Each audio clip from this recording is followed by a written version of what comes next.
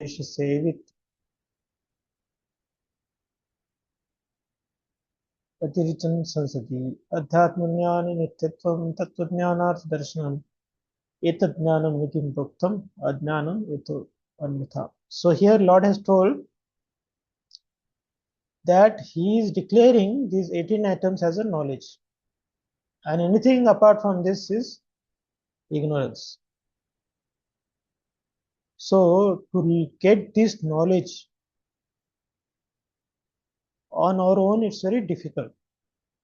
So for that purpose, here in this verse of Isopanisad, it is recommended that one should take from a person who is a dhira.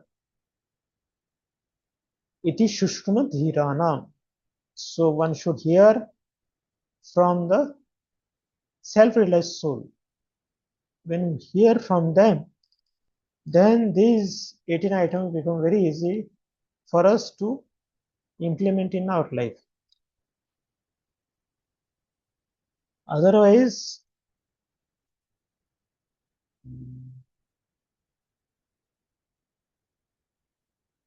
there is a science which is, we are learning it from various other sources, from universities, scientists, politicians. So the result of this science learning is getting repeated birth and death. But on the other hand, if we get the knowledge of Supreme from his bona fide representatives by dhiras, then we will not have to take birth again. So as I was telling, that Vidya is perceived by the humility of a person who is holding it. So humility is very much required in the path of devotional service. Otherwise, people are very disrespectful. As Prabhupada is telling, the modern education makes people puffed up, so they don't respect anybody actually. Although they are experts in their own field, but they are disrespectful with others, So when we don't have knowledge and we think that we have it, that is more dangerous than a person who is illiterate or a fool. At least he will be open to accept, to receive knowledge.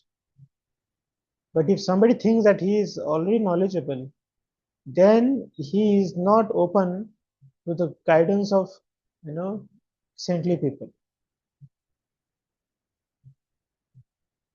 So that's why the result of Vidya is repeated birth and death is stopped. But result of avidya is the repetition of birth and death is continuous. So that is the essence of this 10th verse. So now we are going to study mantra 11 today.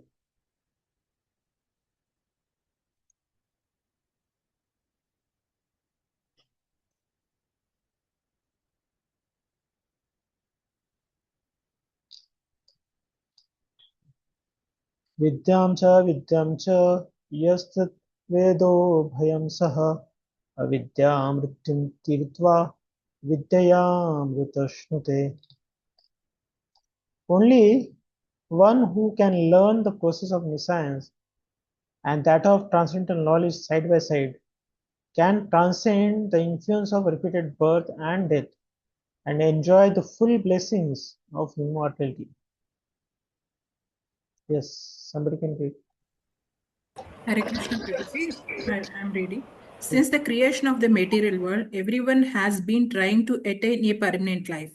But the law of nature are so cruel that no one has to able to avoid the hand of the death. No one wants to die, nor does anyone wants to become old or deceased.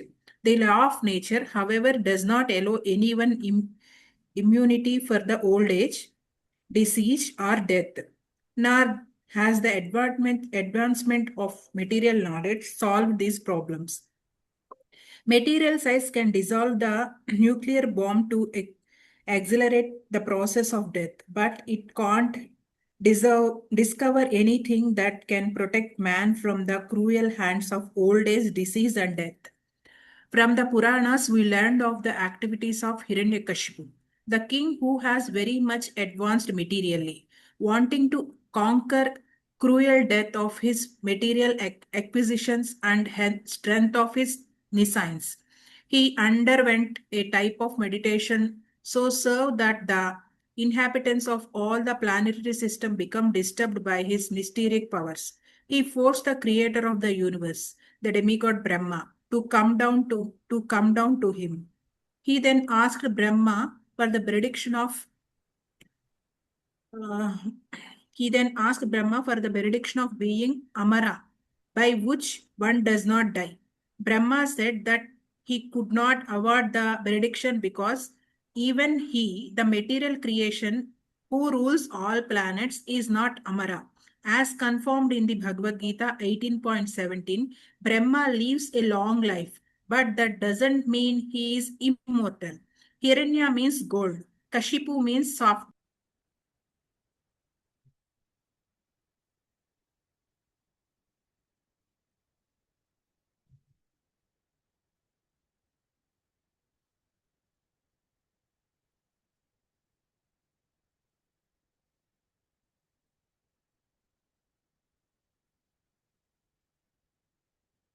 Mataji not able to hear now.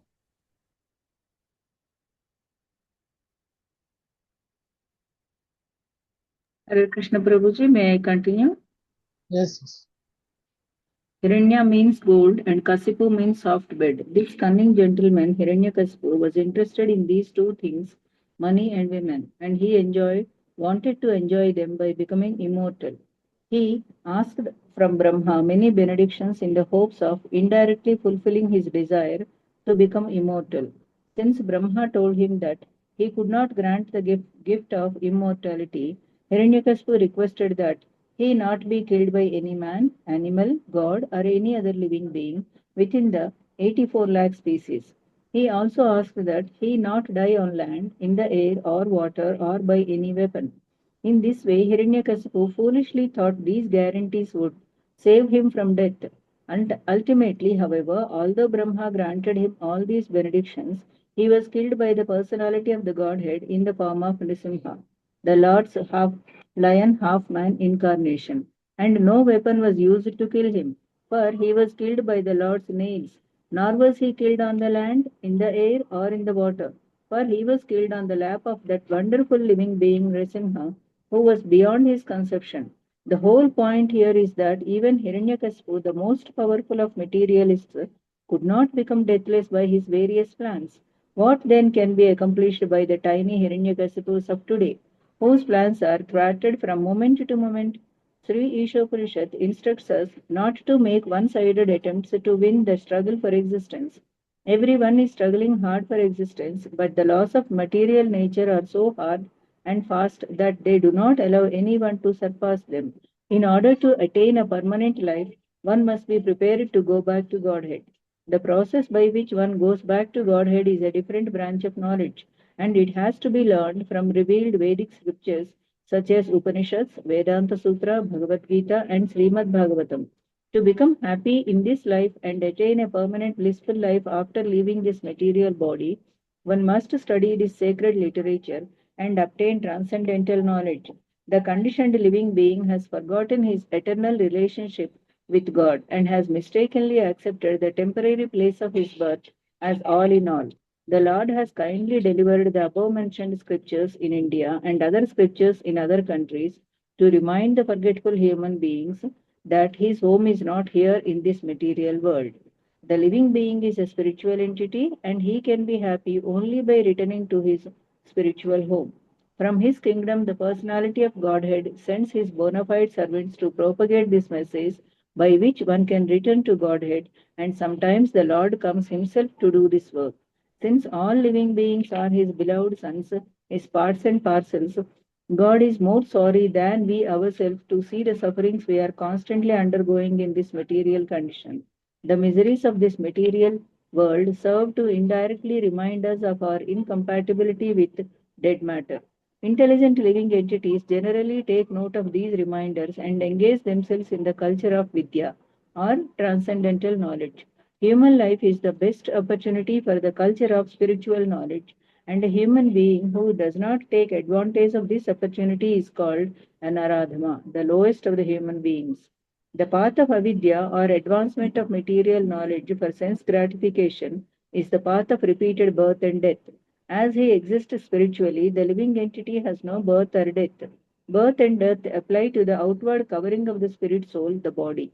Death is compared to taking off, and birth to the putting on of outward garments.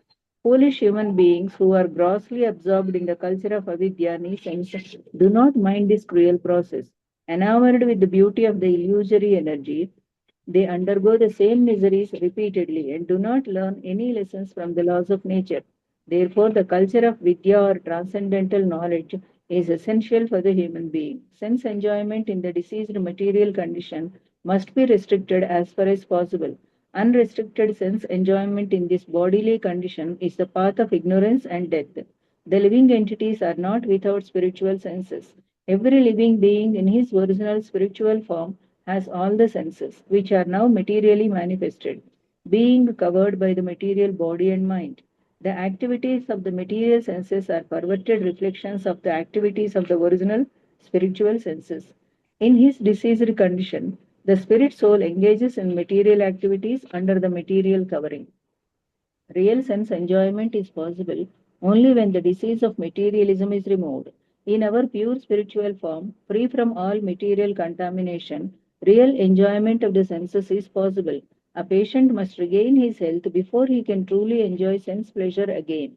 Thus, the aim of human life should not be to enjoy perverted sense enjoyment, but to cure the material disease. Aggravation of the material disease is no sign of knowledge, but a sign of avidya, ignorance. For good health, a person should not increase his fever from 105 degrees to 107 degrees, but should reduce his temperature to the normal 98.6. That should be the aim of human life. The modern trend of material civilization is to increase the temperature of the feverish material condition, which has reached the point of 107 degrees in the form of atomic energy. Meanwhile, the foolish politicians are crying that at any moment the world may go to hell. That is the result of the advancement of material knowledge and the neglect of the most important part of life, the culture of spiritual knowledge. Sri Isopanisad herein warns that we must not follow this dangerous path leading to death. On the contrary, we must develop the culture of spiritual knowledge so that we may become completely free from the cruel hands of death. This does not mean that all activities for the maintenance of the body should be stopped. There is no question of stopping activities, just as there is no question of wiping out one's temperature altogether when trying to recover from a disease. To make the best use of a bad bargain is the appropriate expression.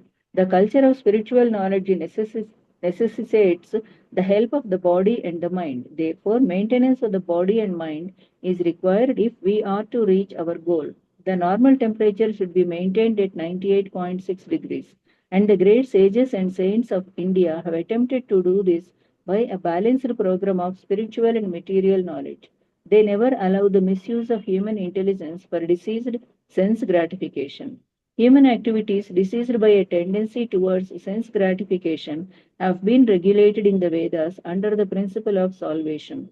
This system employs religion, economic development, sense gratification, and salvation. But at the present moment, people have no interest in religion or salvation. They have only one aim in life, sense gratification. And in order to achieve this end, they make the plans for economic development. Misguided men think that the religion should be maintained because it contributes to economic development, which is required for sense gratification. Thus, in order to guarantee further sense gratification after death, In heaven, there is some system of religious observance. But this is not the purpose of religion. The path of religion is actually meant for self-realization, and economic development is required just to maintain the body in a sound, healthy condition. A man should lead a healthy life with a sound mind just to realize Vidya, true knowledge, which is the aim of human life. This life is not meant for working like an ass or for culturing avidya for sense gratification. The path of Vidya is most perfectly presented in Srimad Bhagavatam, which directs a human being to utilize his life to inquire into the absolute truth. The absolute truth is realized step by step as Brahman, Paramatma, and finally Bhagavan, the personality of Godhead. The absolute truth is realized by the broad minded man who has attained knowledge and detachment by following the 18 principles of Bhagavad Gita described in the purport to Mantra 10. The central purpose of these 18 principles is the attainment of transcendental devotional service to the personality of Godhead. Therefore, all classes of men are encouraged to learn the art of devotional service to the Lord. The guaranteed path to the aim of Vidya is described by Srila Rupa Goswami in his Bhakti Rasamrita Sindhu, which we have presented in English as the Nectar of Devotion. The culture of Vidya is summarized in Srimad Bhagavatam in the following words. Tasmad ekena manasa Bhagavan Satvatam Pati Srotavya Krititavyascha Dheye Pudyascha Nityada. Therefore, with one pointed attention, one should constantly hear about, glorify, remember, and worship the personality of Godhead, who is the protector of the devotees. Unless religion, economic development, and sense gratification aim toward the attainment of devotional service to the Lord, they are all simply different forms of masons, as Sri Isopanisad indicates in the following mantras. Hare Krishna Prabhuji. So in text number 10,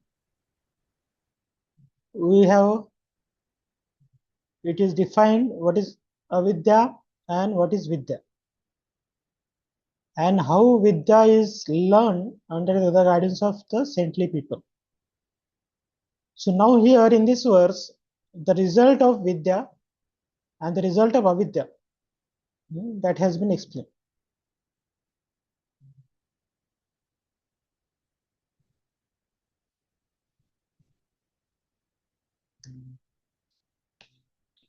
So what is main problem for a living entity is repeated birth and death. So which knowledge doesn't solve this problem? That is known as avidya. But the repeated birth and death, it finishes at once for the devotee of the Lord, because he has taken shelter of Lord. He doesn't have to go through the cycle of birth and death. Rather, he achieves the permanent abode.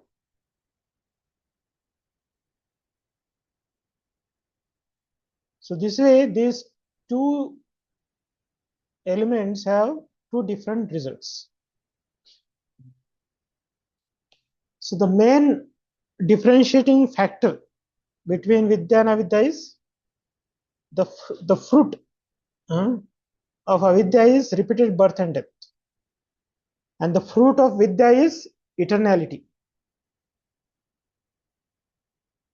So if you keep birth and death as a measuring yardstick, then the birth and death, how it can be solved, and this is birth and death, how it can be transcended.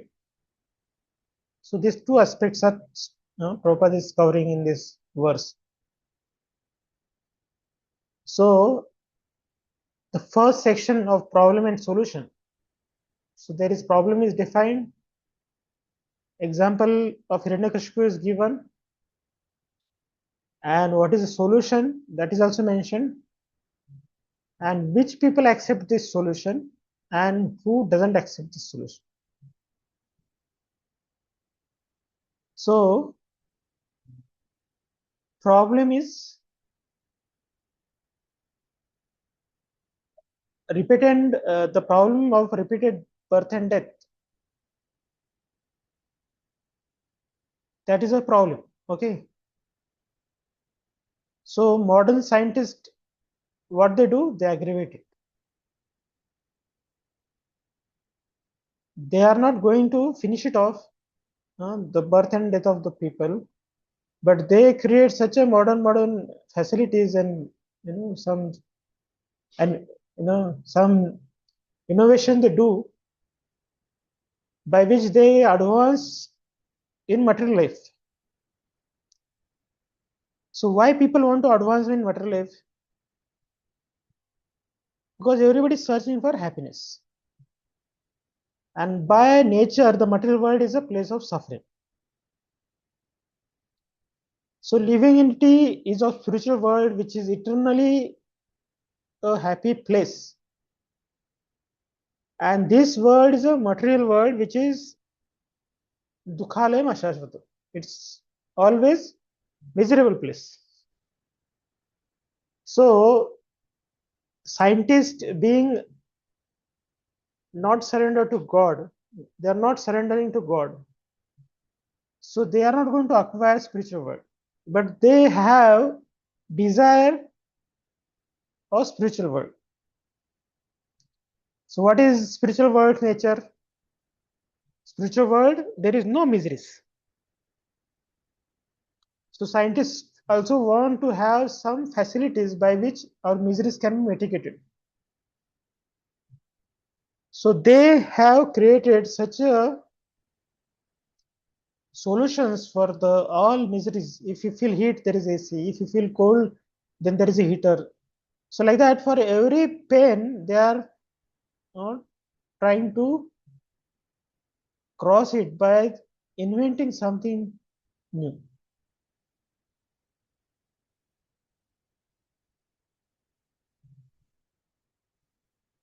But devotees, what they are doing? They are not trying to make this world as a spiritual world. They feel better we go to spiritual world. So in material world, you cannot enjoy eternally. Rather, there is little bit happiness, but lot of miseries. But by devotional service, one can cross this cycle of birth and death, and he can go to such a place which is the best place for the soul. So modern scientists, they want to replicate spiritual world in material world. So whatever innovation or some invention they create, it aggravates the problem of suffering in material world. Like God has given us natural rivers to swim, but scientists, they will create big pools where people will swim. So like that, if you take any other aspects also, God has given us banana leaves which we can eat and throw, and it will decompose automatically. But man invents something, plastic plates and all that, but his inventions are aggravating the pile of garbage, and all those issues are getting increased. So whatever God has given, that is full proof gift. But whatever man creates, it may appear 10% enjoyable, but 90% is miserable thing. So these inventions are going to aggravate people a lot.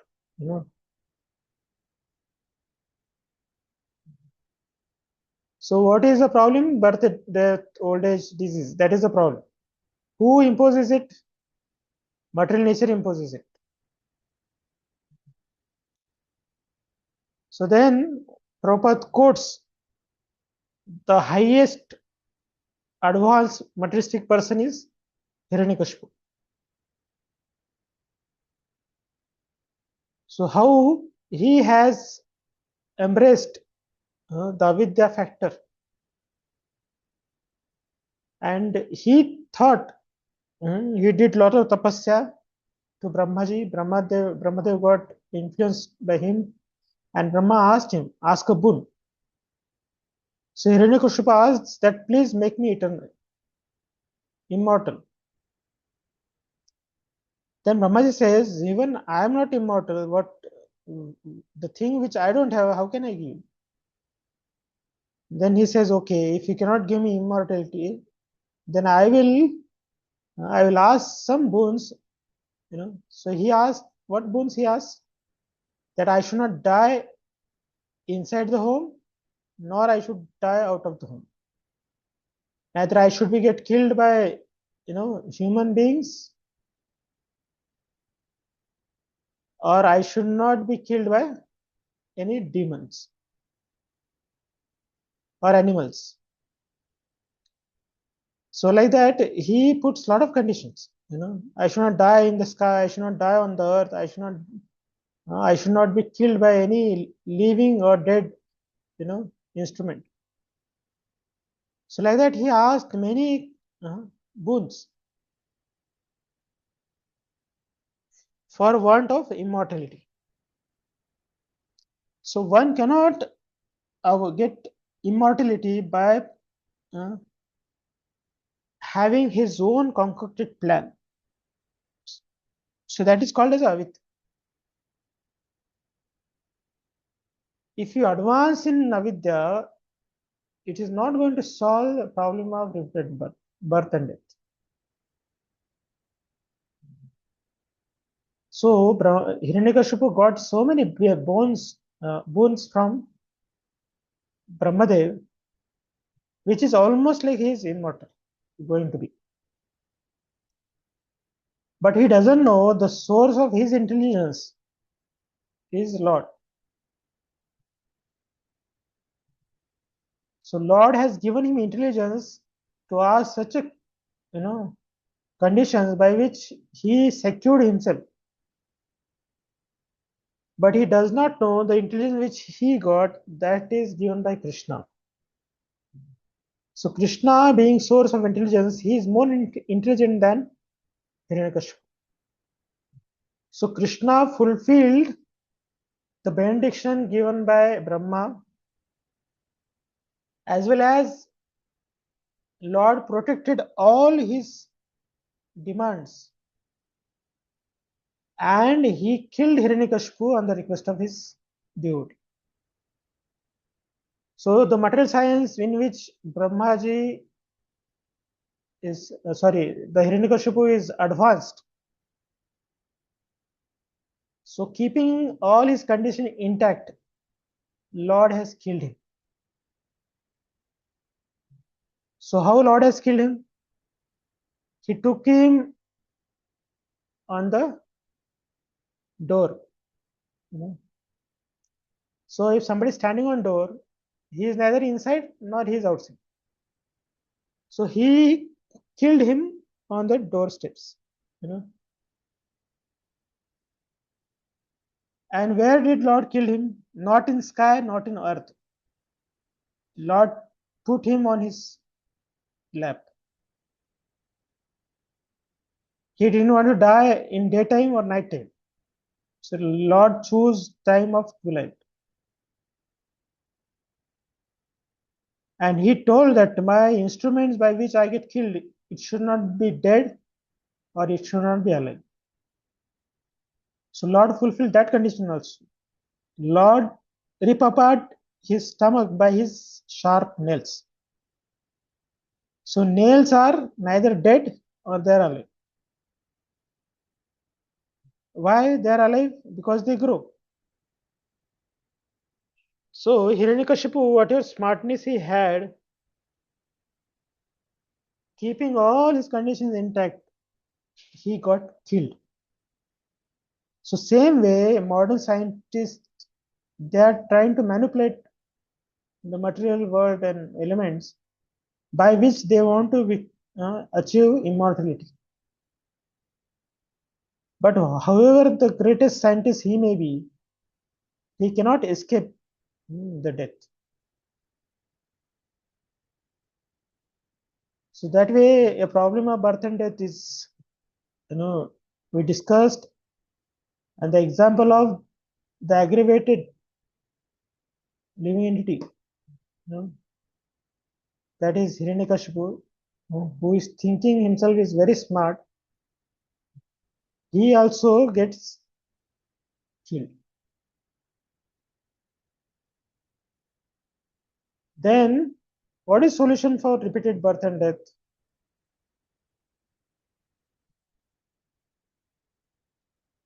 So the solution is what Lord does to us and what we have to do. So Krishna, he wants to help us genuinely. So Lord extends himself in the form of spiritual masters. They represent the Supreme Lord. They teach what Lord teaches. That way they are uplifting conditioned souls to go back to Godhead. So Lord sends his devotees to solve the problem of living entities, that is birth, old age, disease, death. If he doesn't find any follower, then Lord also sometimes he appears himself. Yada yada hi dharmasya glani bhavati bharata.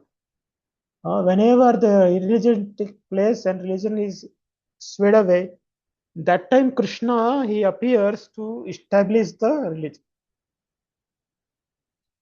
So by this always we see that Krishna is trying to extend himself to help us. So what we have to do? So what we have to do is prepare to go back to Godhead. We have to prepare our consciousness to go back to Godhead, and we should study scriptures. And what we should not do? We should not try to just create material advancement. Rather, we should try to advance spiritually. So this is a solution, that we take shelter of bona fide spiritual master, we serve the deity form of the Lord, and we study the scriptures.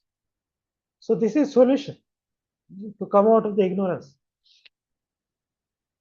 But very few people accept this solution. So Lord tells, very few people, Manushanam Sastrishu Pinchatit something. So out of millions of people, one person is interested in Krishna consciousness.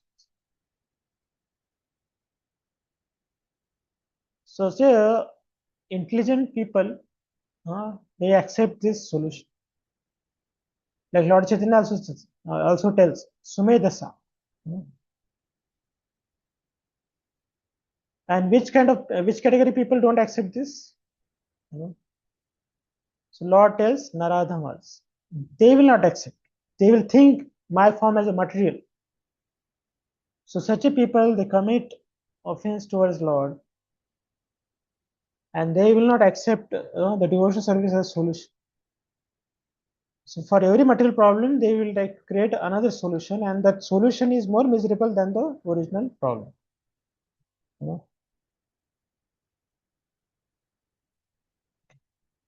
And here Prabhupada elaborates that how current situations are matching with the description which Prabhupada has given long ago. So what is the role of avidya and vidya? So to appreciate vidya, one should know avidya also.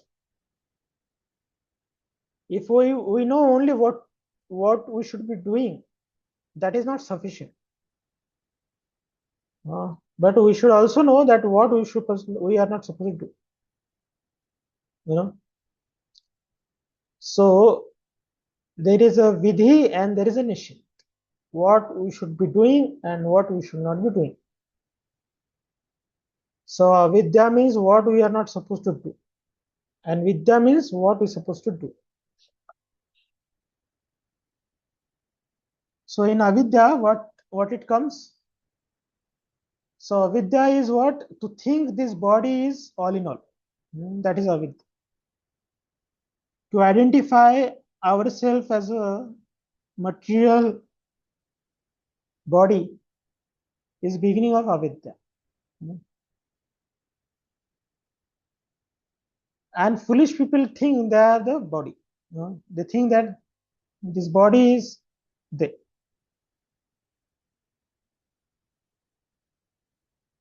So why they accept their bodies as all in all? Because they are captured by material advancements. So they want to have quick happiness. There is shreyas and prayas. Prayas means immediate happiness and shreyas means long-term happiness. So the people who are ignorant, they always focus on short-term happiness.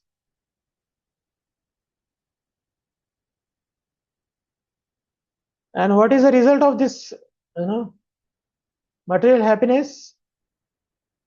It creates more problems, and one gets enamored by the problems.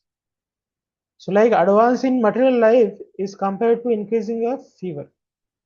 Already we have desire to do sense gratification, and if we facilitate that mode of sense gratification by modern technologies and modern advancements, then that will make sure that people will suffer. So earlier people were in knowledge, so that's why they used to create big temples. Temples used to be part of, they used to be in the core heart of city. So by going to temple, people who are ignorant also, they get benefit. But just advancing materially and not keeping Krishna in the center, that will increase our mode of ignorance, and we will be punished.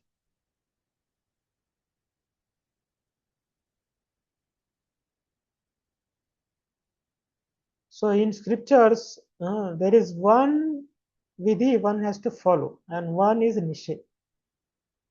So what is vidya? Smartavyam satatam Vishnu. That is vidya. And what is avidya? Vismrtumna jatuchit. The forgetfulness is a avidya. So if somebody is on path of devotional service, he should know what to be done. Smartavyam satatam Vishnu. Smartavyam satatam Vishnu. That should be done. And simultaneously, the translator should know what should not be done. So forgetting Krishna should not be done. So when we follow these both tracks of spirituality, then one will not get captured by material advancements or material sciences or material environments. They will not get captured by these material influences.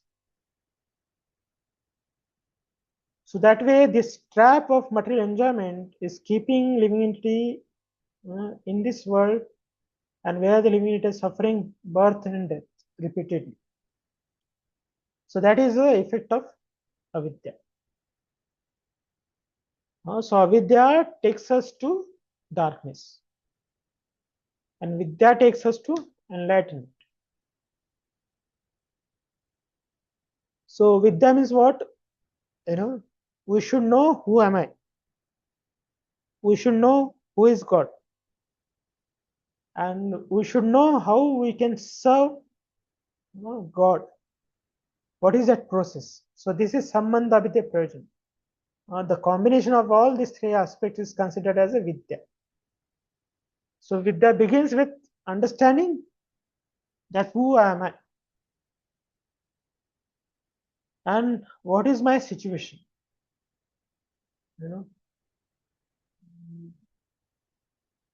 And what is a solution. So Vidya is essential transcendental knowledge, that is Gita and Srimad Bhagavatam. And why we need? Because ignorance causes us to do sinful things. But somebody has knowledge, then he will not gratify his senses, rather he will try to gratify Krishna's senses. So how the Vidya helps? The person who is in knowledge, he will not be enamored by the material contamination. He will continue his path of devotion service, no matter what happens.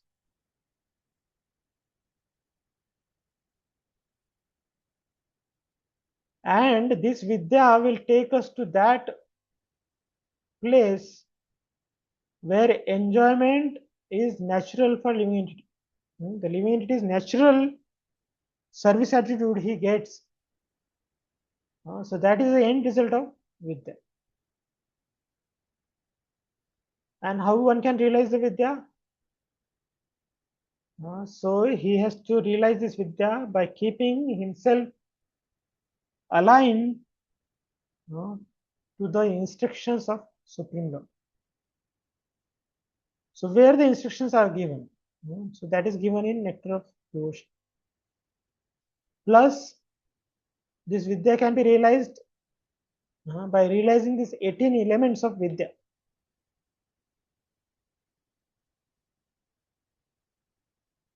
And Vidya can be realized by devotional service. If somebody is engaged in this unalloyed way, in the path of devotional service, somebody is engaged, so Lord will be very happy with him. Such a soul realizes that I am not material body, but I am spirit soul. And my duty is to surrender to Supreme Lord. So that is a benefit of realizing Vidya. So Avidya takes us to hellish planetary system, and Vidya takes us to eternality, to the abode of the Lord. So these are the two results of Vidya and Avidya. And devotee should know both the darkness of Avidya, the dark hellish planets of Avidya, that also he should know. And he should know what is, who is Supreme God, how to surrender to him. So this knowledge also they should have. So both way, if one knows Vidya and Vidya, then he will not fall prey to his mental concoction. So he will know what is nescience and he will know what is Krishna consciousness. So that way one has to learn to balance Vidya and Avidya. So in this way we have seen what is real knowledge and what is ignorance. Now after having achieved this knowledge, what is right and what is wrong, what is good, what is bad, what is eternal, what is temporary. So now in next 3 verses, we are going to learn what is the right way to worship Supreme Lord and what is the wrong way to worship the Supreme.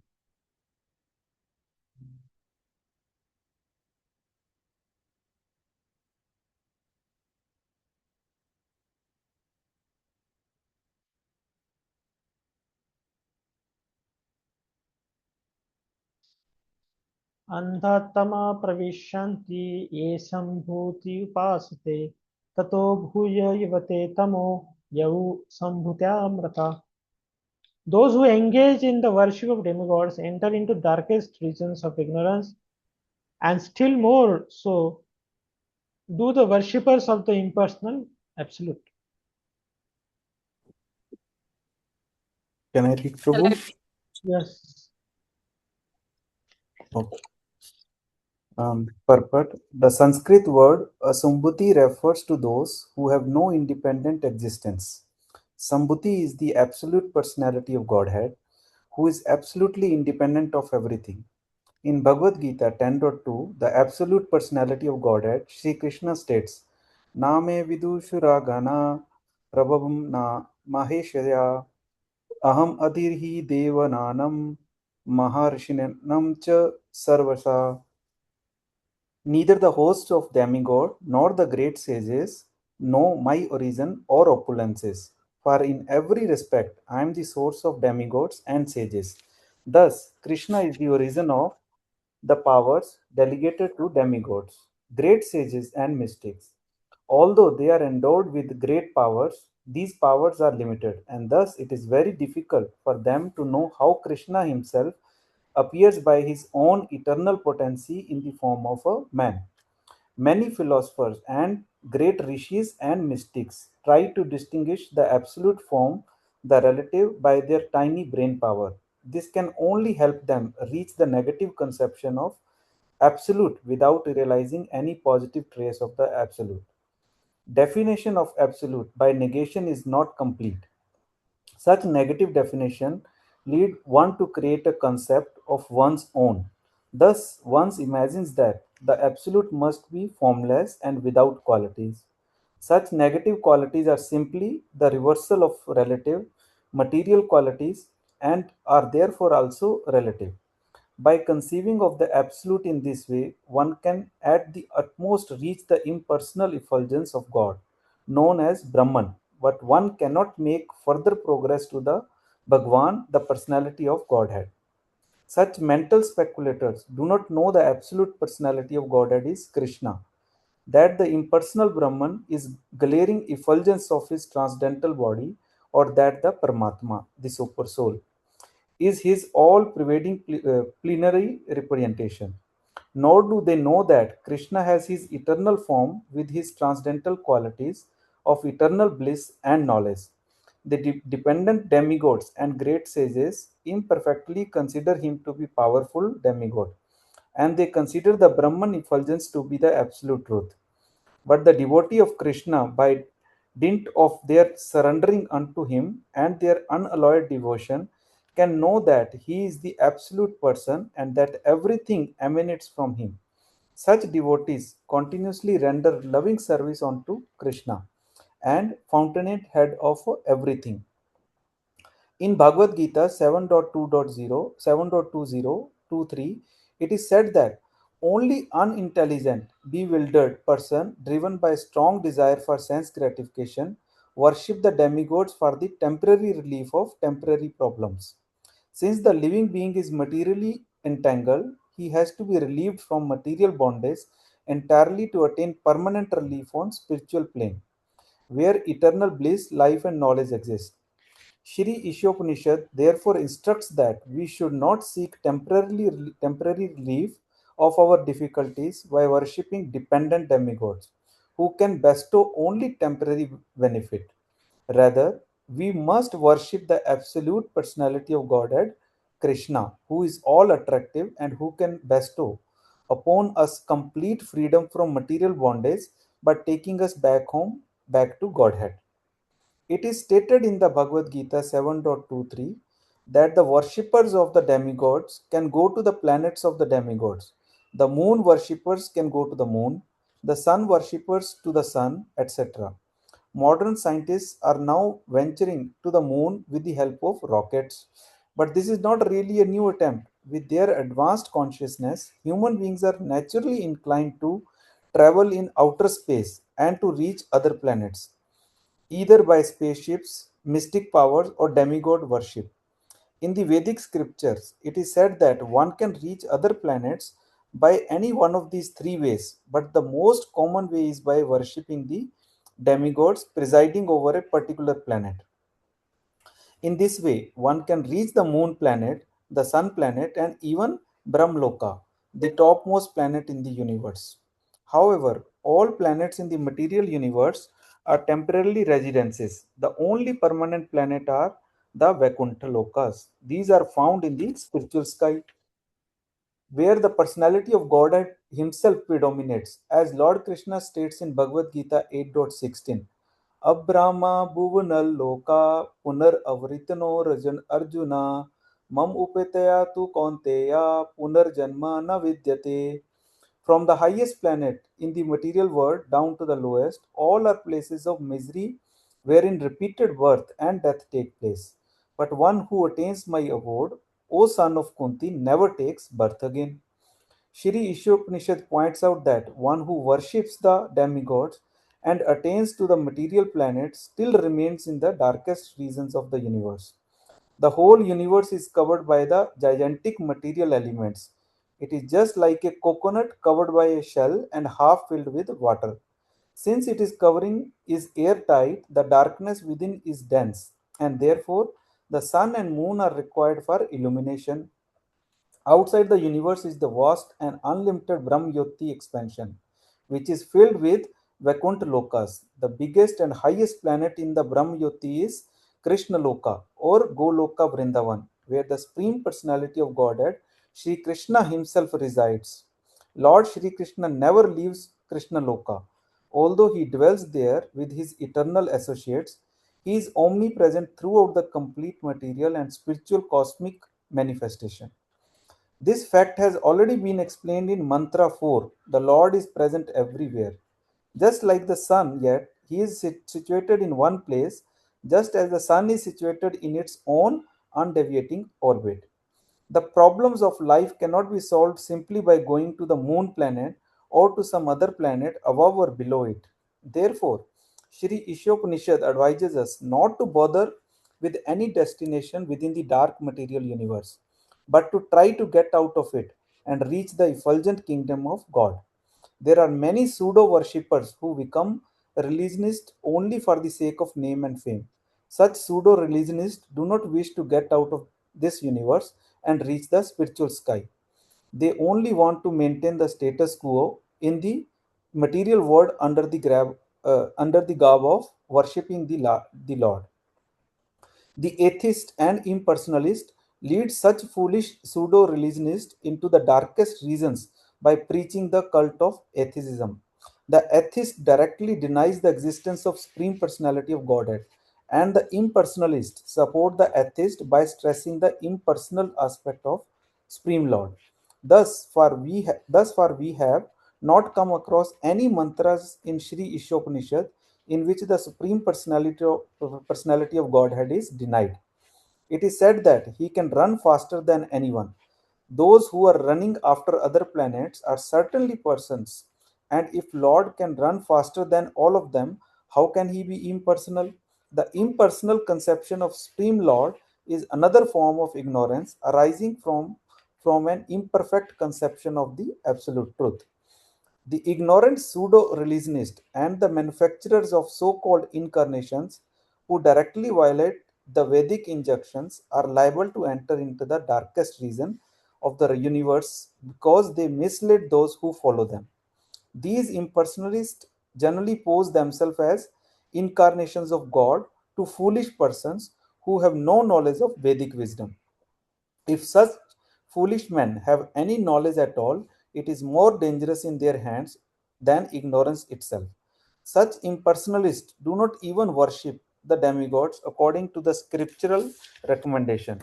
In the scriptures, there are recommendations for worshipping demigods under certain circumstances. But at the same time, these scriptures state that there is normally no need for this.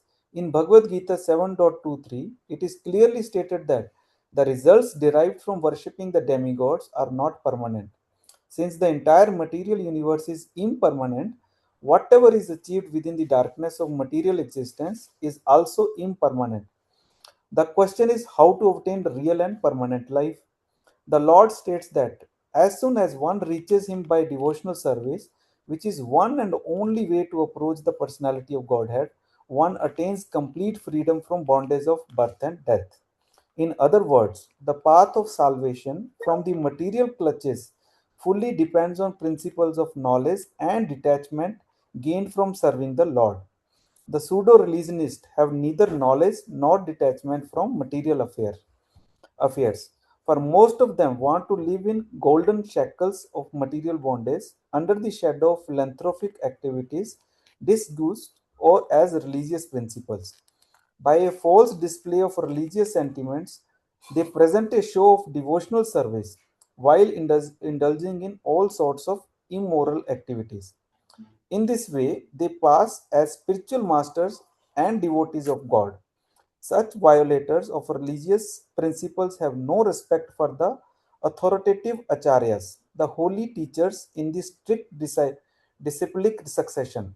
They ignore the Vedic injunctions acharyopasana.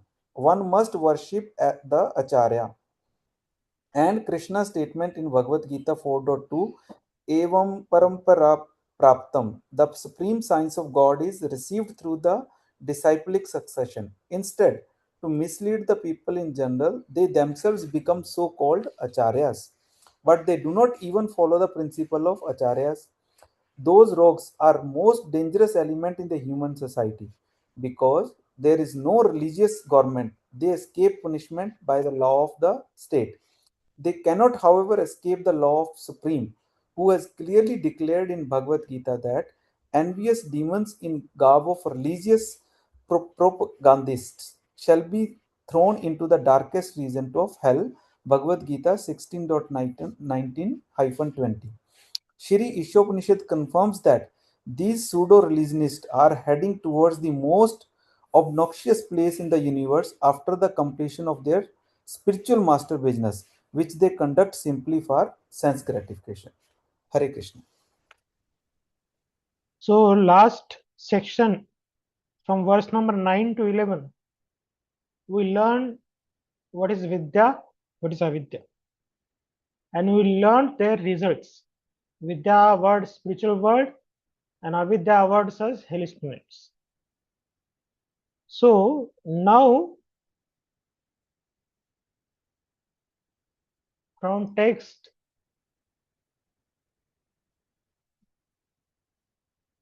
12 to 14,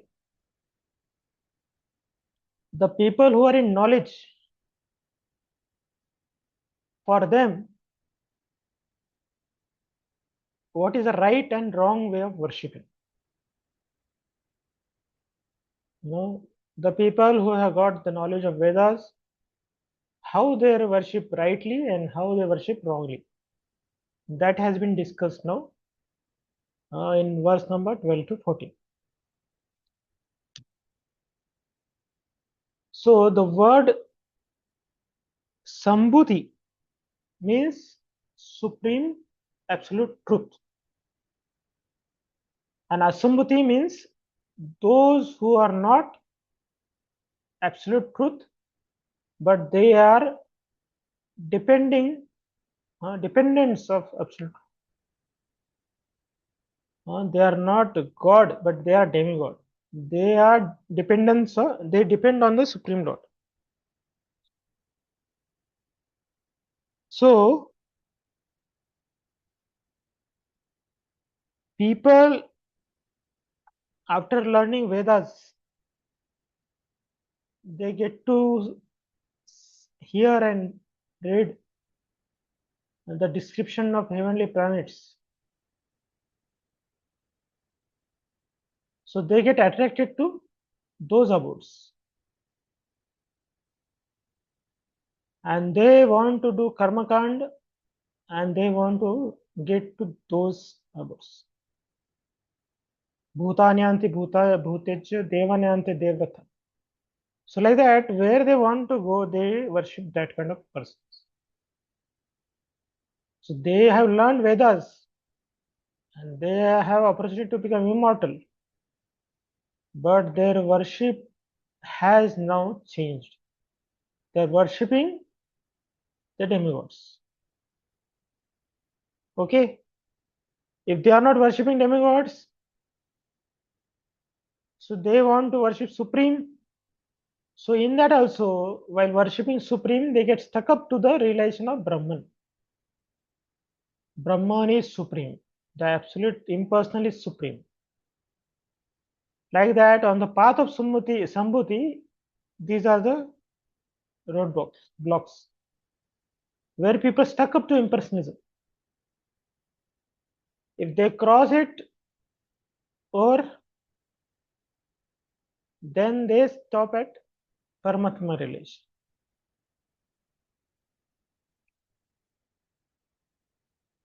The Lord who is expanded for every living entity. So the yogis who are meditating in this heart, they get to see the Paramatma's form. And they think that Paramatma is they themselves. So that way they get stuck up, So impersonalists are stucking up at Brahman level, and the Gyanis, yogis are stucking up at the level of Paramatma. But the real worshippers, they continue and they go on and they move on to worship Supreme Lord Krishna, Ishvara Parama Krishna Satchidananda Vigraha. So this is the path of Sambhuti. And the Asambhuti, people are think demigods are,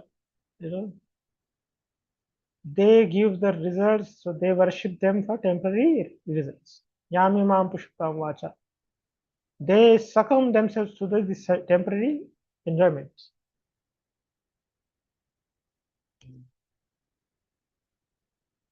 So how we can understand the absolute truth completely and nicely, not getting stuck up at the level of Brahman or Paramatma? So that can happen only when we hear from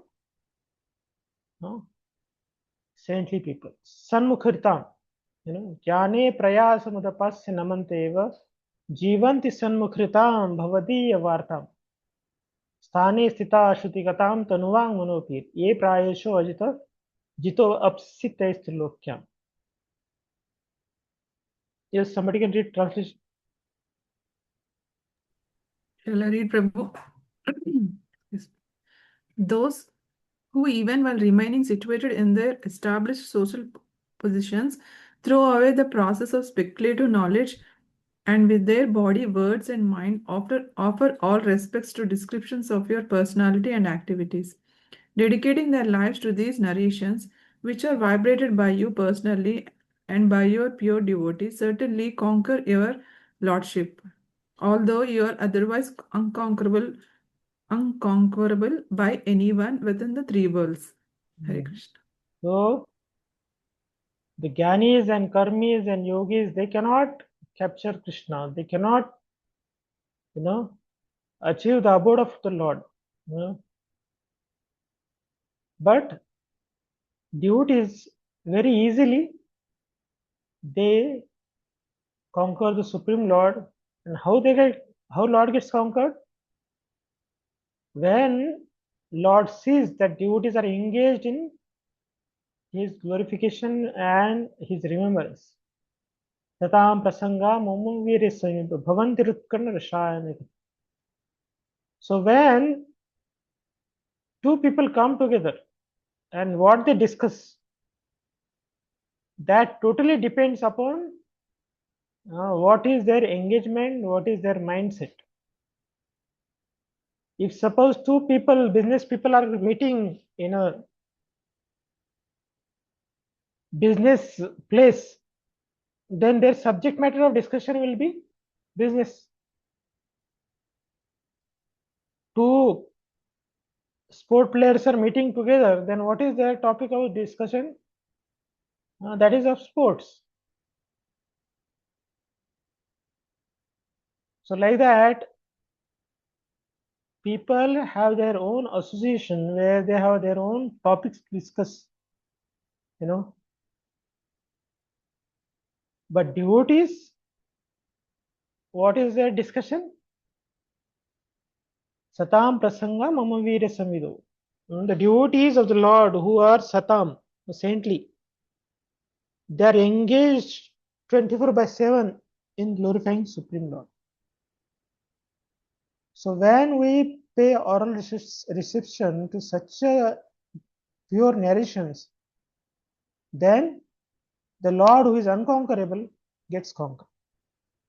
So this is the right way of worshipping Supreme. What is that right way? Hearing from a bona fide pure devotees. Although milk looks like milk, but if suppose it is touched by a snake and snake's fangs have put poison in the milk, if outwardly we see the milk, it may appear like a milk, but if you drink it, you will die. So same way, impersonals also have, panchayatan, that 5 worshippers, worshipping 5 gods, sun and Ganesha, like that, 5 are there. In that God, Krishna also is there, Vishnu also is there. But that worship with the mindset of impersonalism, merging oneself in Brahman, is exactly like a milk touched by a poisonous snake.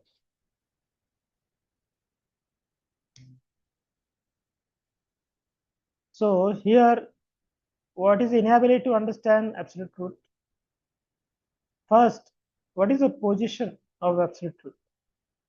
Who can't understand absolute truth?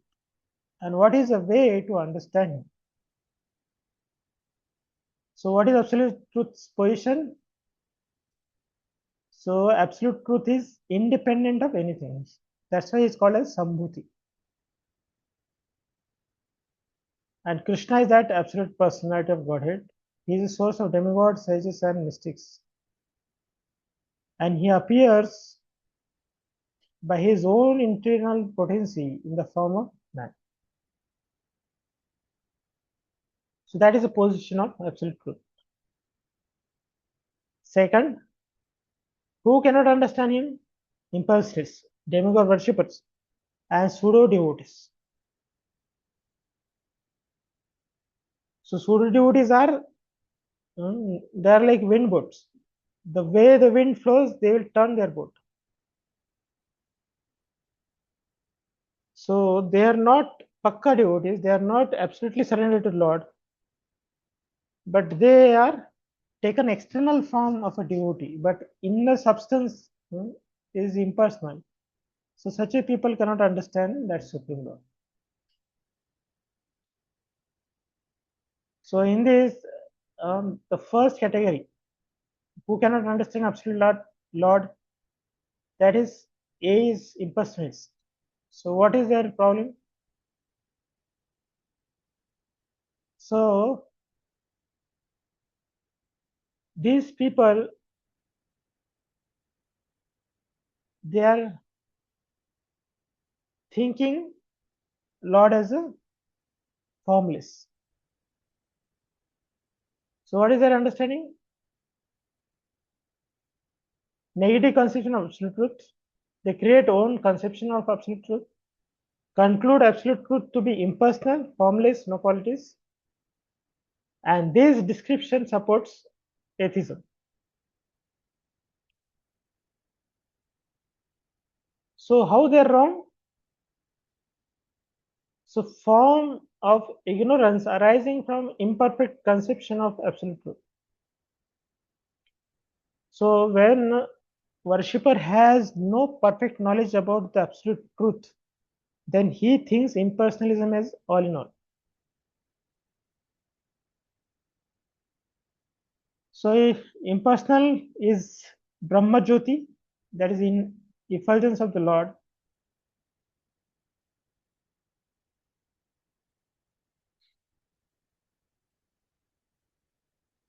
and what is their destination of the impersonalists? They at the most they can go to Brahman. So now we are coming to section of Sambhuti worshippers, Sambhuti worshippers, those who worship demigods.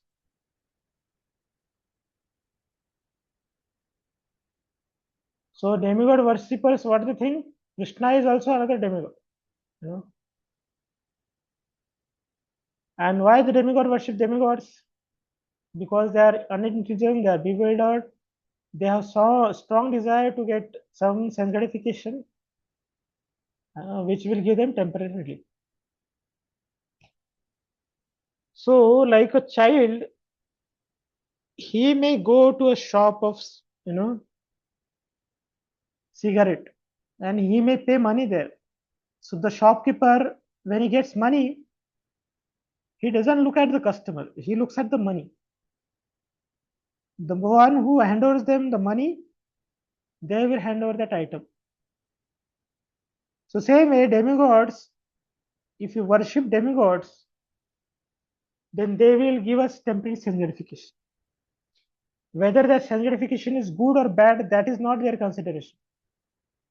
Their consideration is only that are they getting their due quota of worship.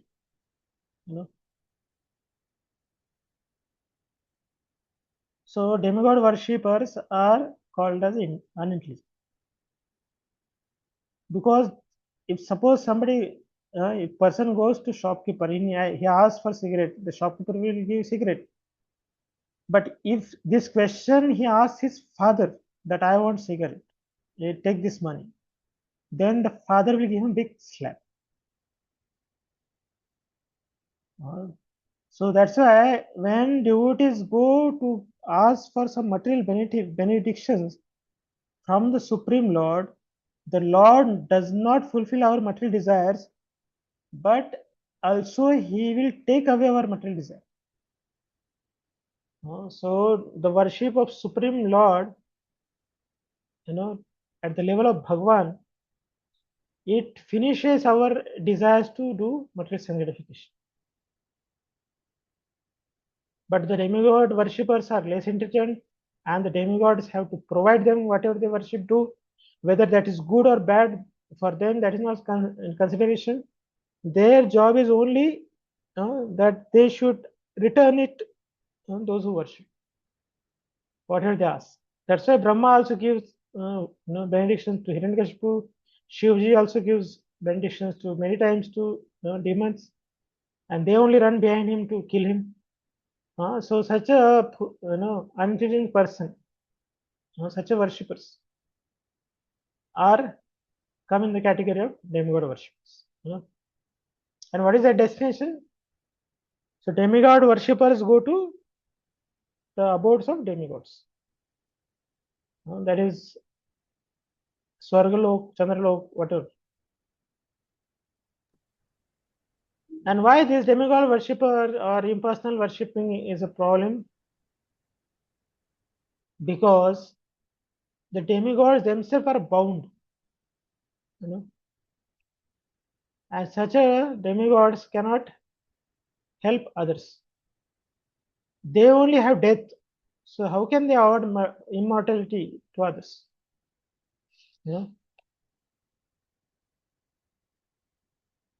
So heavenly planets, where they are within the realm of material world only. So I had shown this diagram to all of you.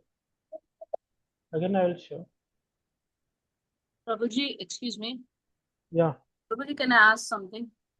I Yes. have. Prabhuji, here in the purport, it's given that the dependent demigods and great sages imperfectly consider him to be a powerful demigod. So even the demigods can consider the Supreme Lord as Brahman. Yes. So how is it, Prabhuji? How do they become demigods? So like it's little confusing. In demigods, there are different categories. Some are pure devotees, some are Mishra, some are just, if they do 100 yajnas, they get the post of, demigod, or they accumulate some, karma kind of process they follow, and they get to that position. But their understanding of Supreme is not clear. Like we see when Lord does pastimes, They hide behind the clouds. When Lord wins, they will shower flowers. But if Lord is losing, they hide behind the clouds. So they don't have faith that Lord has supreme power. Instead of that, like Prahlad, he had faith on Krishna. So although his father could scare the demigods, they used to sit below his throne. The demigods used to get scared by his eyebrows. But Prahlad, he was not at all got scared from his father. So what is the difference between demigods and Prahlad? Prahlad had complete faith Ah, in the Supreme Lord. and demigods? They did not have. They are interested in their sense gratification. And if worshipping God gives them sense gratification, they will worship that God. Okay. So their interest of worship is as long as their sense gratification doesn't get hampered, their worship continues till that time only. Yeah. When Lord goes back to Godhead, they don't go behind him back to Godhead. They are interested in holding on their positions only in this material world. They don't go with the Lord back to Golok, but they are interested in their heavenly abodes only. Because here they have some control, some power of ruling, some power they have to exhibit. So that is like somebody is within a jail, somebody becomes a team leader kind of thing.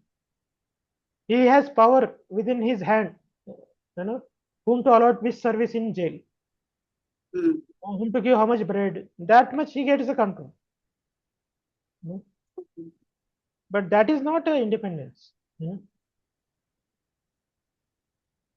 So just by doing the karmakandic yajnas without even realization, they can become demigods. Demigods, becoming demigod and becoming pure devotee is totally different. Got it, Prabhuji. And some demigods are pure devotees. Yeah. They render that service for the pleasure of Supreme Lord. Thank you, Prabhuji. Hare Krishna, Prabhuji. Yes. So some demigods are pure devotees, you said, right? So can you quote examples, Prabhuji? Who are the demigods who are pure devotees? Like next, Indra is who? Bali Maharaj, I think. Bali So Maharaj. these are the posts actually. The demigods posts are there. There sometimes demigods are there. Sometimes karma mishra devotees are there. So that depending upon who does what, they take those. Hare Krishna, Prabhuji. Shivji is the greatest devotee of Lord Krishna, na? Yeah. In demigods. Yes. Yes.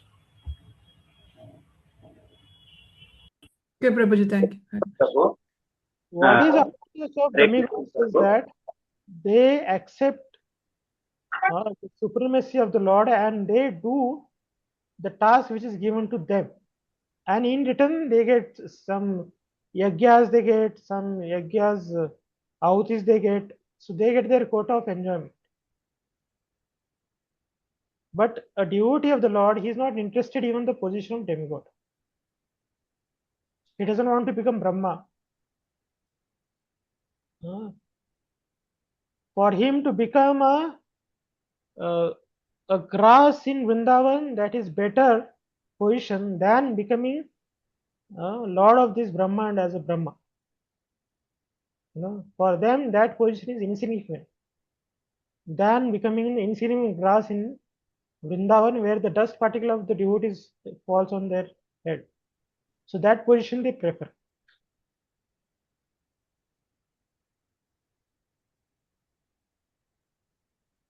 Anybody had question? Yeah, Hare Krishna, Prabhu. One small question, Prabhu. How one can become demigod who is not at all a devotee, and give some examples who are demigods but not devotees. You said some of the demigods are devotees, some of the demigods are not devotees. If they are not devotees, how they have become demigods? And some examples, who are they, like Prabhu? Hare Krishna. They are not devotees, they are not pure devotees. Okay? There is a difference between karma mishra devotees, jnana mishra devotees, and there is a difference of pure devotees.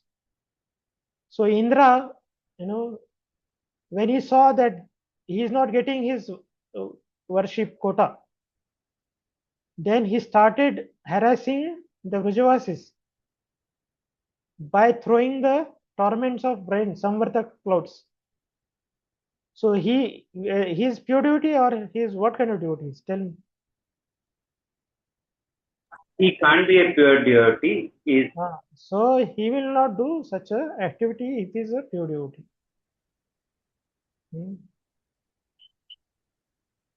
But later, after realization of that, he might have become pure devotee. Then when they come in association with the Supreme Lord, or when they come association with pure, pure devotees, then they can turn into pure devotees. But these positions of demigods are not for all pure devotees. First of all, pure devotees will not be interested in being in heavenly planets. Okay, they will like to go to spiritual world and serve Lord directly there.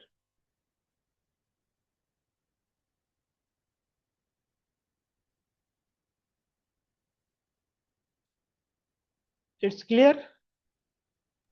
Clear, Prabhu. Thank you, Prabhu. Hare Krishna. And if suppose a devotee worships demigods and he asks them that I want pure devotion, then that demigod worship is not condemned. Okay? Is this clear? Yes, Prabhu. When we go to any temple also, we pray same thing. So Gopis are worshipping Katyayani. But what is their prayer?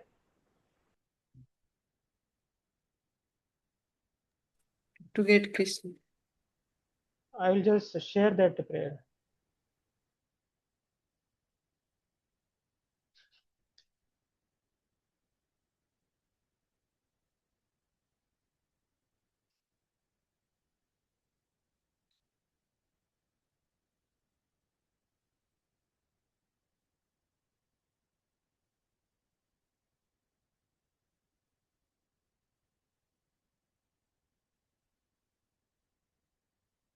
So if devotees worship some demigod, what they should pray?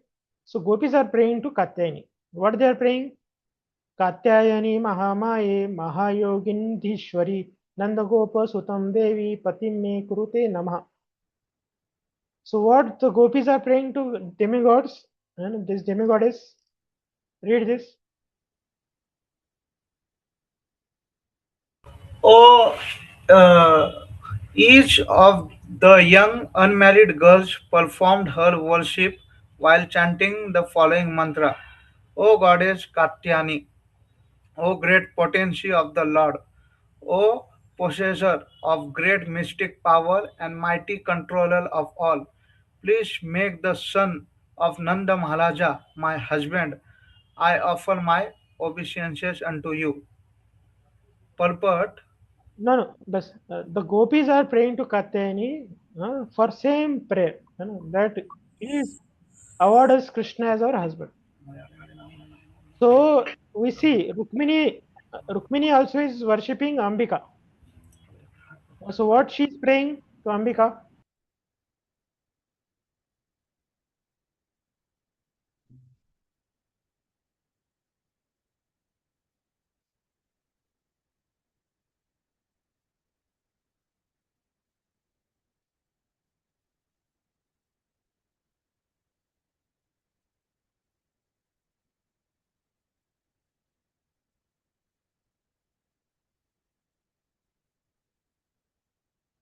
So this is Rukmini.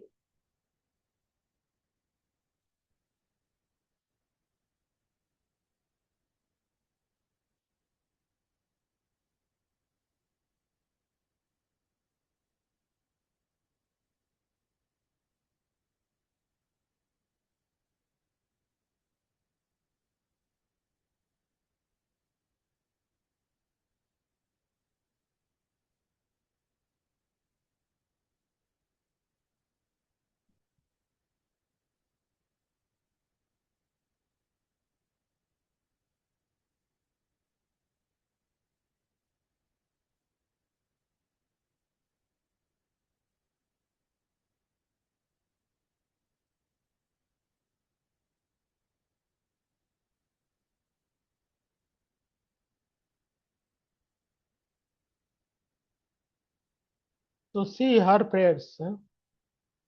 She is also worshipping to Ambika, but she wants to get Krishna as a husband. So we are not against demigod worship, but we are against asking them for material, boons. We should ask them Krishna prem, so they will help us to go towards Krishna. So Lord Shiva also, those who are genuine devotees, in their years, when they die in Varanasi, he tells the mantra of Ram. He chants the mantra of Ram in their ears. So that is the thing.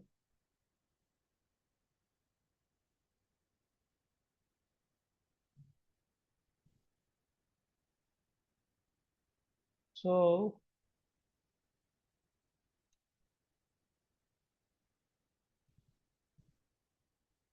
this slide, why I brought this slide?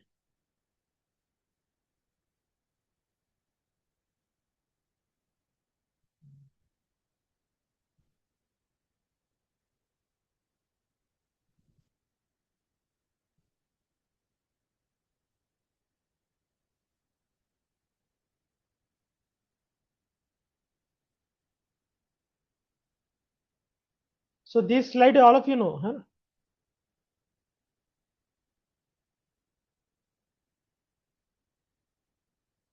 So the demigod worshippers, they want to remain in heavenly planets, and impersonalists wants to go to Brahmajyoti. So these both destinations are not desired by devotees. So that is not a right way of worshipping Supreme. The worshipper of Supreme, they want to go back to Godhead or in Vaikuntha planets. So that is the right way of worshipping Supreme. So we don't want to worship till understand absolute truth as a Brahman, no. But we want to understand him as a Bhagavan and want to worship him. So that is the right way of worshipping Supreme Lord.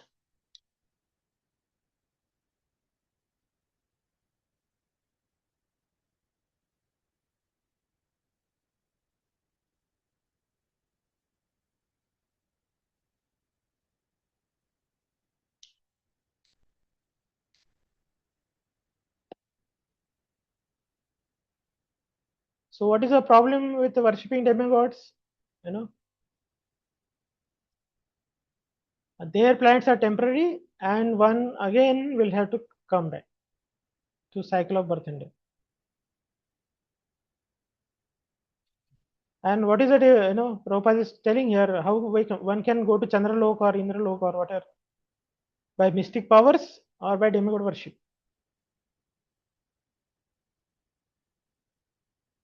So there is third category of worshipper is pseudo worshippers.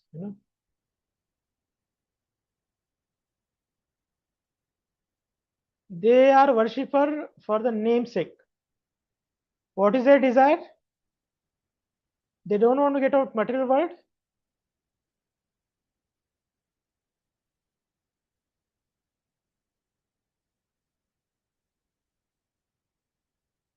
They just want to do philanthropic work. So they just do as a shadow worship. They just want to be ritualistic people. So what is their position? They have not developed detachment.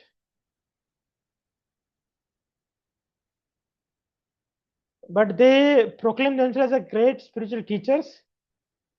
So these are very dangerous people. Like somebody is not a doctor, but he is wearing stetho and he's telling people that I am doctor. So that person is very hazardous. He is very dangerous for the society.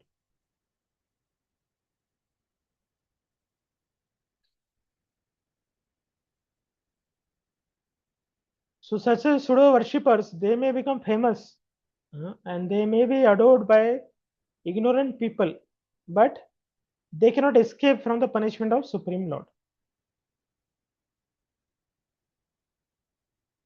And what these pseudo worshippers do? They declare themselves as some incarnation of God, and they will not follow any rules of scriptures. They will not worship even demigods. They will declare themselves as a supreme person, and they will get worship from their followers. So this is a false, religiosity they will show to the public. And on the name of and the garb of religiosity, they will indulge in all sense gratification. And such a demigod, such a pseudo worshippers, or pseudo incarnations, they will not respect for saintly devotees, and neither they will take shelter of such a saintly devotees. So these are the wrong ways of worshipping. Okay. So what is the right way of worship, which will take us back to Godhead? So that is only way to approach supreme personality of Godhead by devotee shelter. The devotees who are satam, saintly devotees who are representing Krishna, his mercy to all of us, such a devotee shelter we should take.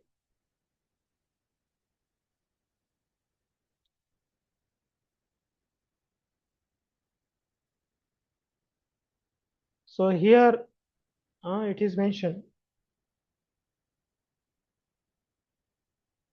how the devotional service is glorious. Shreya Sutir Bhakti Mudasyate Vibho Klishyanti Ye Kevala Bodh Labde Tesham Asoke Shala Eva Shishyate Nanyat Yatha Stula Tusha Avaghatinam. Read the translation.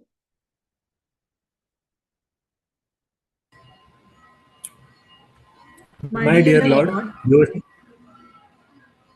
my dear Lord, yes, go devotional ahead. service unto you is the best path of self-realization. If someone gives up the path and engage in the cultivation of the speculative knowledge, he will simply undergo the troublesome process and will not achieve his desired result. As a person who beats the empty husk of wheat cannot get grain, and one who simply speculates cannot achieve self-realization. He only gain is trouble. So bhakti is essence.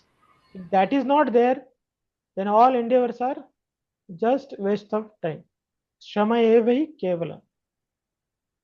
पुरेह भूमन् भवोऽपि योगिना स्वदर्पितेह निजकर्मलब्धया विबुध्य भक्तेव कथोपनीतया प्रपेद्दिरञ्जोच्युत गतिं पराम्. Yes, read. O Almighty Lord, in the past, many yogis in this world achieved the platform of devotional service by offering all their endeavors onto you and faithfully carrying out their prescribed duties. Through such devotional service, perfected by the processes of hearing and chanting about you, they came to understand you, O infallible one, and could easily surrender to you and achieve your supreme abode. Hare Krishna. So to achieve perfection, Manushyana, what is that? Muktanam chu siddhanam Narayana Parayana Kotishvapi Sudurlabham Prashantatma Mahamni. A devotee is rarest among the rarest. Crores of muktas and crores of siddhas. One devotee is rare. So devotee is more valuable than the crores and crores of muktas and siddhas.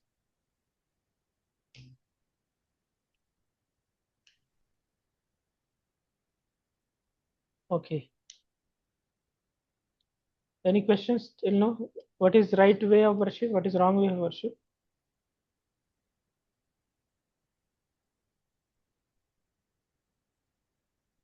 Now we'll move to result of Sambhuti and Asambhuti.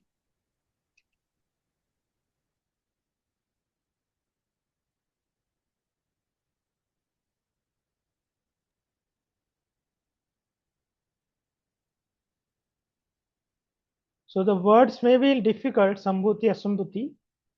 Asambhuti means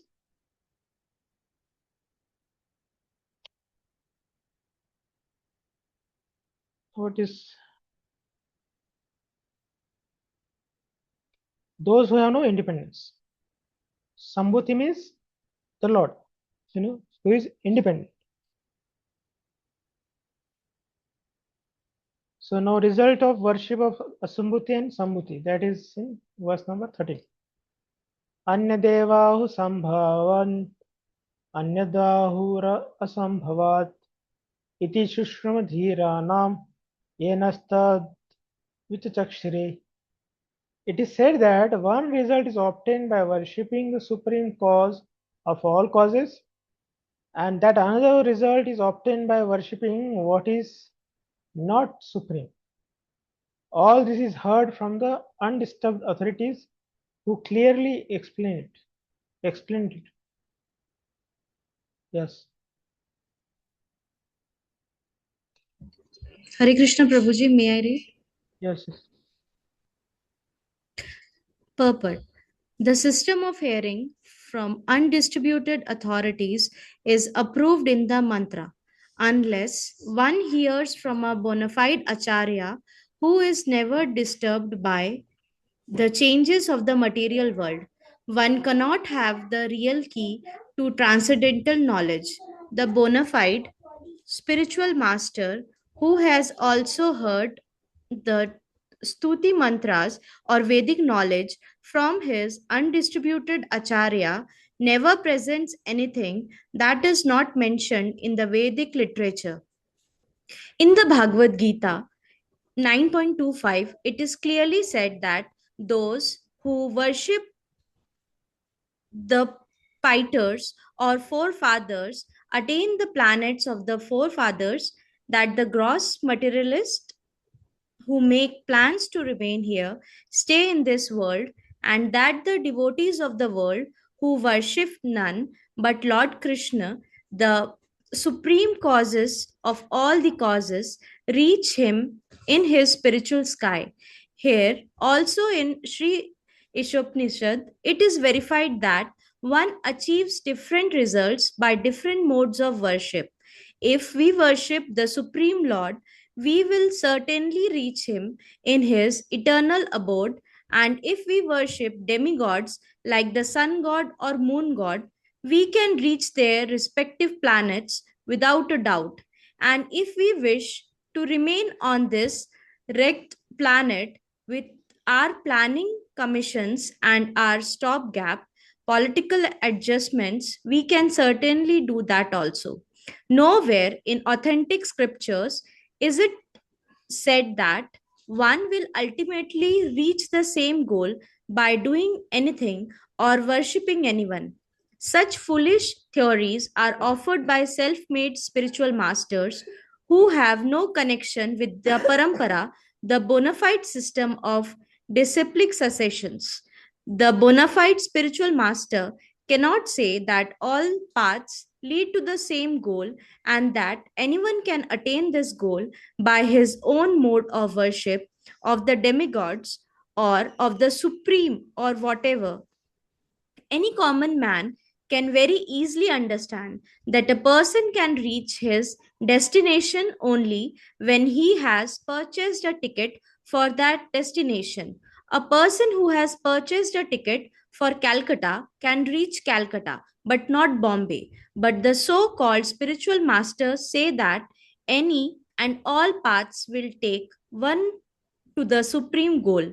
Such mundane and compromising offers attract many foolish creatures who become puffed up with their manufactured methods of spiritual realization. The Vedic instructions, however, do not uphold them unless one who become unless one who has received knowledge from the bona fide spiritual master who is in the recognized line of disciplic successions, one cannot have the real thing as it.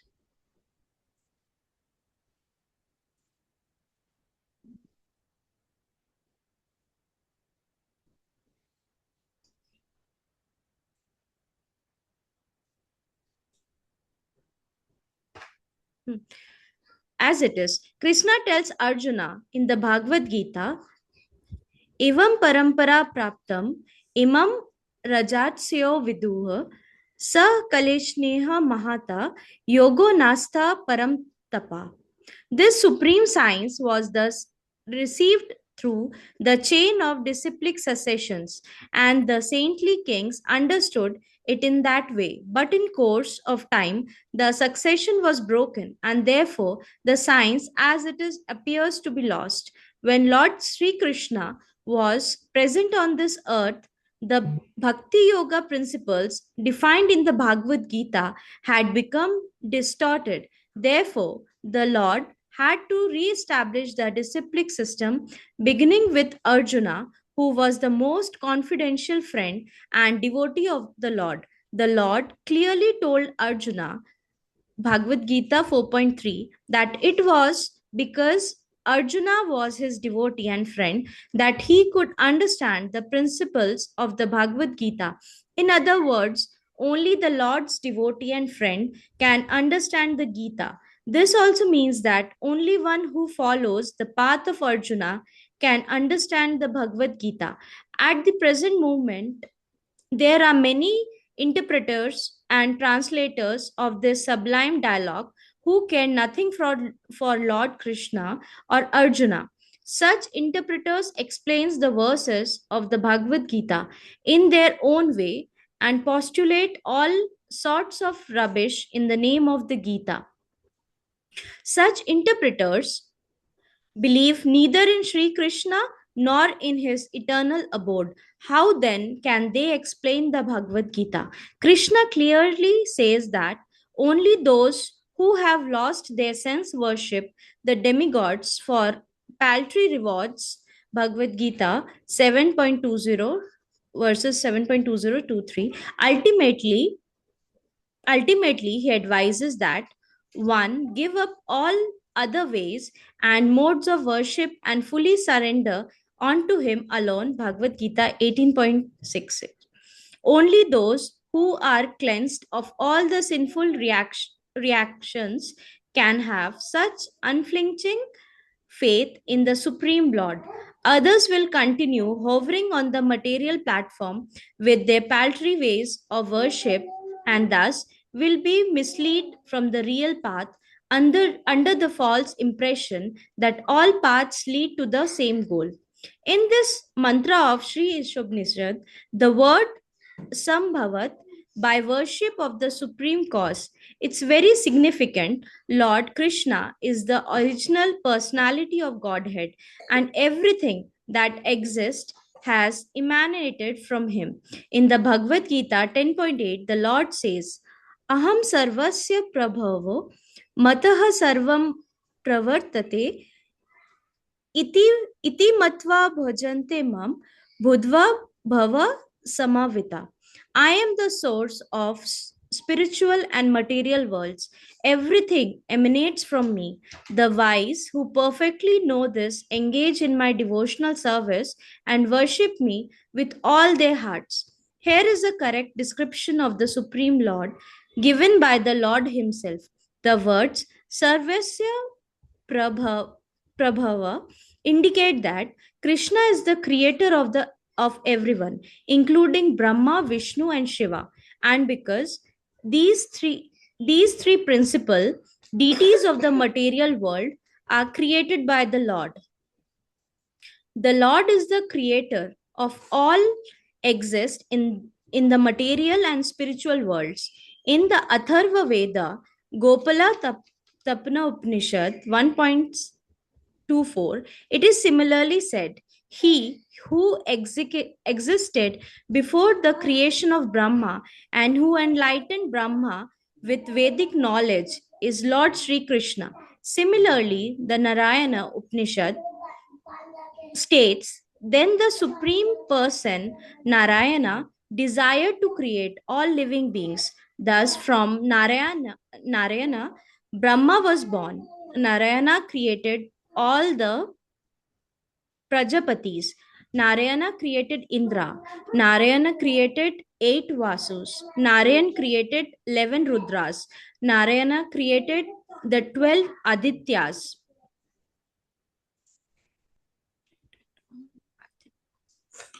Prajapatis. Narayana created Indra. Narayana created the 8 Vasus. Narayana created the 11 Rudras. Narayana created the 12 Adityas. Since Narayana is a plenary manifestation of Lord Krishna, Narayana and Krishna are one and the same. The Narayana Upanishad also states Devaki's son, Krishna is the Supreme Lord. The identity of Narayana with the Supreme Cause has also been accepted and confirmed by Sripada Sankaracharya. Even though Sankara does not belong to the Vaishnava or personalist cult,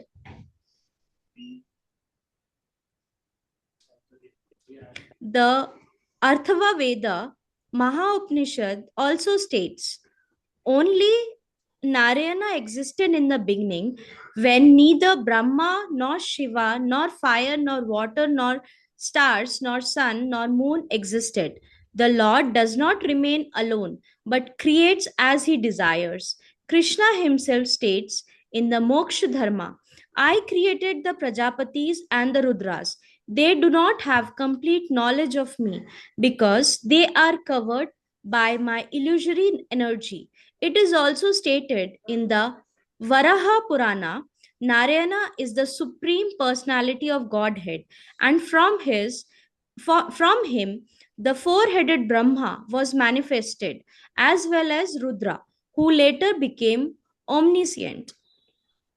Thus, all Vedic literature confirms that Narayana or Krishna is the cause of all causes. In the Brahma Samhita 5.1, also it is said that the Supreme Lord is Sri Krishna, Govinda, the delighter of every living being and the primeval cause of all causes. The really learned person know this form, evidence given by the great sages and the Vedas, and thus they decide to worship Lord Krishna as all in all. Such persons are called Buddha or really learned because they worship only Krishna.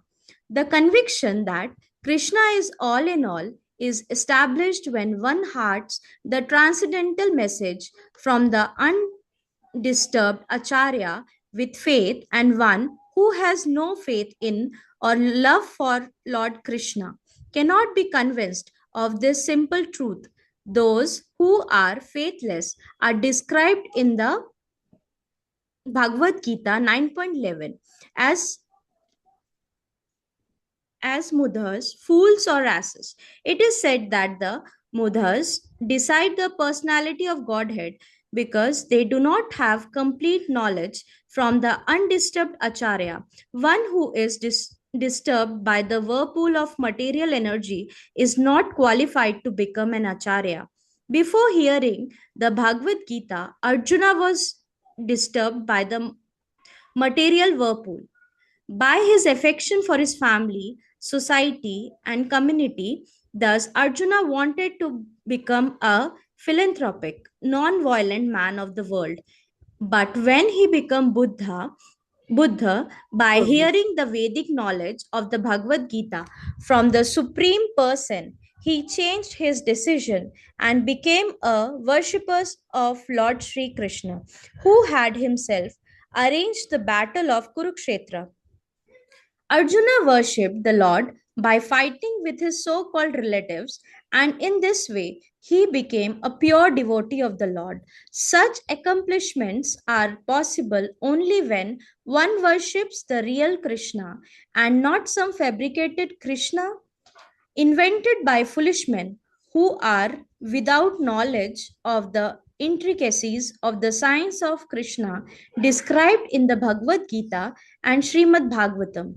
According to the Vedanta Sutra, Sambhavita is the source of Sambhuta is the source of birth and sustenance, as well as the reservoir that remains after annihilation.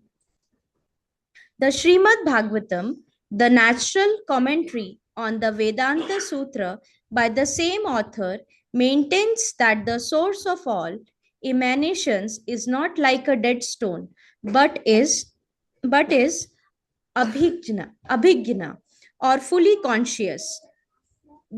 The primeval Lord Sri Krishna also says in the Bhagavad Gita 7.26 that he is fully conscious of past, present, and future, and that no one, including demigods such as Shiva and Brahma, knows him fully. Certainly, half educated spiritual leaders who are disturbed by the tides of material existence cannot know him fully. They try to make some compromise by making the mass humanity the object of worship, but they do not know that such worship is only a myth because the masses are imperfect.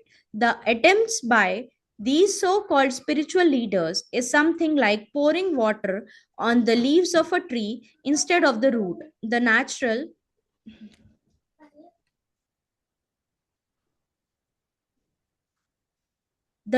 process is to pour water on the root, but such disturbed leaders are more attracted to the leaves than the root. Despite their perpetually watering the leaves,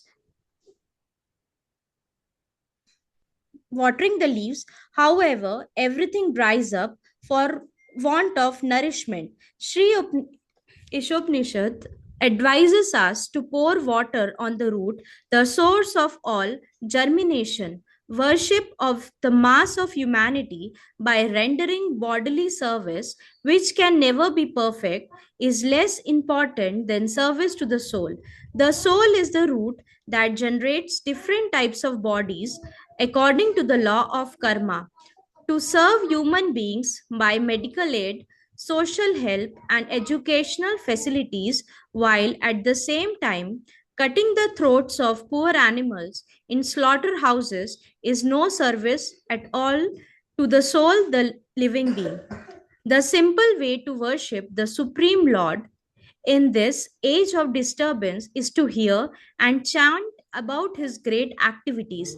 The mental speculators, however, think that the activities of the Lord are imaginary. Therefore, they refrain from hearing of them and invent some word jugglery without any substance to divert the attention of the innocent masses of people.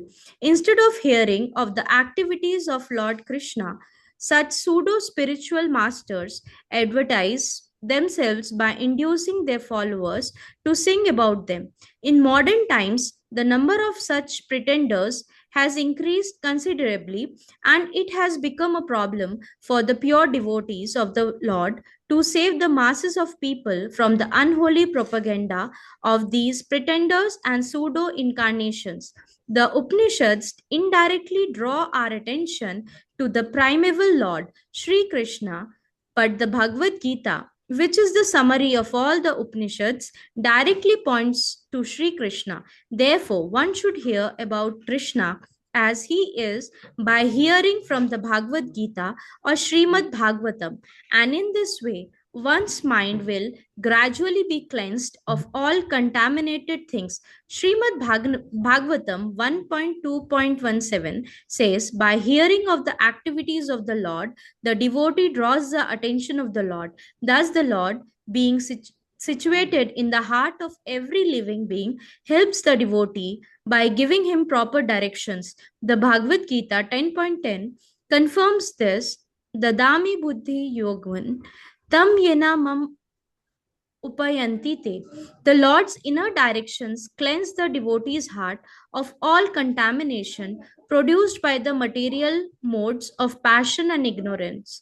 Non devotees are under the sway of passion and ignorance. One who is in passion cannot become detached from material hankering, and one who is in ignorance cannot know what he is or what the Lord is. Thus, when one is in passion or ignorance, there is no chance for self realization. However much one may play the part of a religionist. For a devotee, the modes of passion and ignorance are removed by the grace of the Lord. In this way, the devotee becomes situated in the quality of goodness. The signs of a perfect Brahmana. Anyone can qualify as a Brahmana if he follows the path of devotional service under the guidance of a bona fide spiritual master. Srimad Bhagavatam 2.4.8 also says, किराटहूनांध्र पुलिंद पुल्कषा अभिरशं भावना खसादया यन्ने च पापायद पादश्रयाश्रया शुद्धंत तस्मै प्रभु विष्णुवे नमः. any low-born person can be purified by the guidance of a pure devotee of the world, for the world is extraordinarily powerful. Mataji, Lord. For the Lord is extraordinarily powerful. When one attains Brahmanical qualifications, he becomes happy and enthusiastic to render devotional service to the Lord. Automatically, the signs of God is unveiled before him. By knowing the signs of God, one gradually becomes freed from material attachments, and one's doubtful mind becomes crystal clear by the grace of the Lord. One who attains this stage is a liberated soul and can see the Lord in every step of life. This is the perfection of Sambhava as described in this mantra of Sri Upanishad. Hare Krishna. Hare Krishna. So we will take this verse in next class. Thank you very much. Hare Krishna. Srila Prabhupada ki jai. Anant Koti Vaishnava ki jai ho. Hare Krishna. Hare Krishna, Prabhuji. Thank you so much. Hare Krishna, Prabhuji. Thank you.